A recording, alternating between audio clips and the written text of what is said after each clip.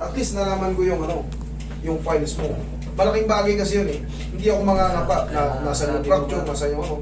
Kasi bibihira yung ano eh, yung nagkaka-fracture sa tapilok, bihirang-bihira.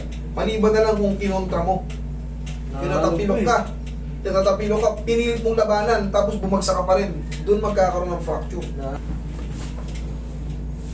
Kinasting nila yan para hindi matabig. Ang problema naman, nagsusugat ka, hindi ka komportable, tapos titigas kasi yung mga ano mo eh.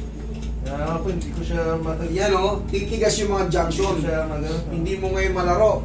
Kaya, yan, eto baba mo. Layo. Yan na. Hindi eto, pwede pa kasagad. Banat na banat ka agad dito. Yan nga po, yun ang... Para mapupunit. Pero kaya natin yan, idol. Lord, help me. Help us. Para bigyan mo na ako ng ano kasi pasisingawin na to eh. 3 buwan. Okay? Magaga... Maalis pa naman sana. Hindi. Ang ibig ko sabihin ng 3 buwan, unti-unti na yung ano. Kasi mahirap magtansya eh, kasi may fracture eh.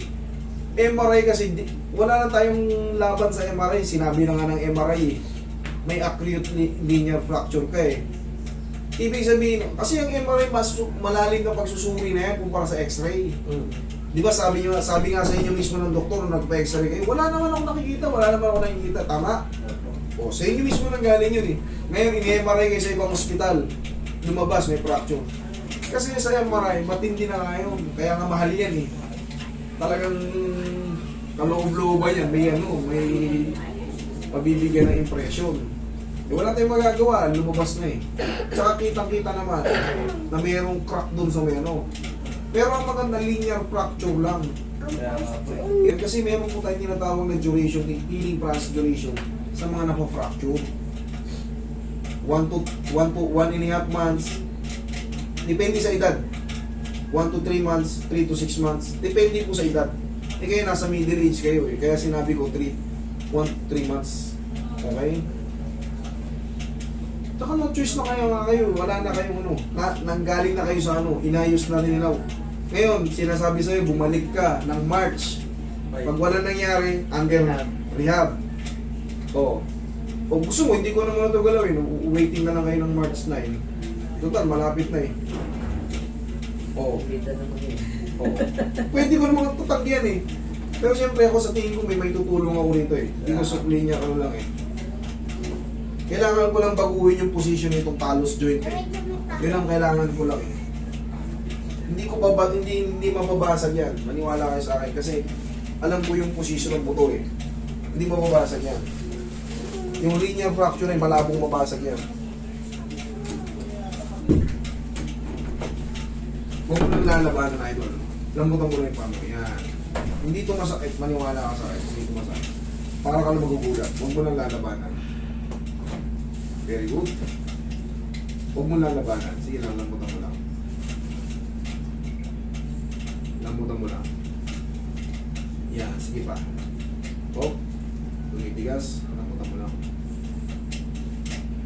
Okay, lambutan mo lang. Thank you. Yun ang gusto ko. Saktong-sakto. Naramdaman mo yung mga nagkikikilos doon? Thank you, Lord. Sigurado yan. May magbabago dyan. Mga ilang linggo lang, sisingaw yan. Lagutok-gutok doon sa yung center master eh. Kasi walang nangyari. Hindi na makatok. Bakit? Kasi nga, iba-iba kami ng knowledge. Iba-iba kami ng knowledge. Tsaka hindi kailangan puwersahin kumunog. Kailangan muna alam yung ginagawa, ano nangyari. Kasi pagka kasagsaga ng fracture, posing, kahit patulugin ko yan, yung duration pa rin ng fracture ang masusunod. Okay? Ayos yung joint, may basag yung buto. Masakit pa rin yung pag diniin mo. Because of fracture. Kailangan kasi naiintindihan nyo rin or naiintindihan namin yung ginagawa namin. At kaya namin i-explain sa may tao may problema. Yung nare-reklamo nyo. Boy, bandage. May bandage kayo? Ako na magka-casting. May ganito muna ang tamang pagtapak mo rito. Ayan o, matindin. Matindin mo naman siya eh, kumbaga, ayan. Dito ko muna bumuwersa. Hayaan mo lang muna siya sumingaw. Nga, ngayon mo ako. Obserbahan mo ngayon, ganunin mo. Ganunin mo. Sige.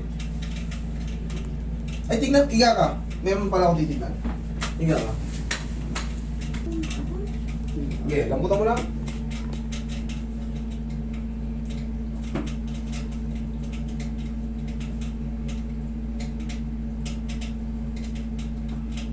Kunti na lang. Tayo. Pansin mo, hindi, ikaw, yung pressure na ginagawa ko, ano, masakit? Hindi. Okay, ano?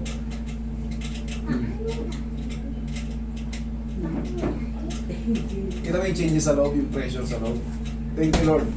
At pa paano. Tapos, hayaan mo lang muna kasi nandun sa linear fracture. Habang dinidiin mo kasi yan, habang pinipilit mong idiin, tatama yung talus joint sa tibial shaft. Tapos yung sa linear fracture nga. Pero hayaan mo lang muna sumingaw sa tulong nito. Tapos palagi mo itong tatanggalin sa gabi. Okay, tapos 3 weeks.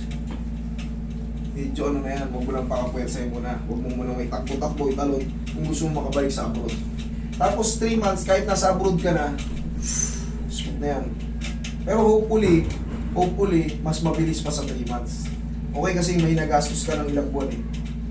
Okay? Yung fracture kasi gumagaling yan. Pero hindi nahihirapan siyang gumaling kung pinipilit nating tabigin yung fracture. Okay? Okay. Salamat po. Salamat.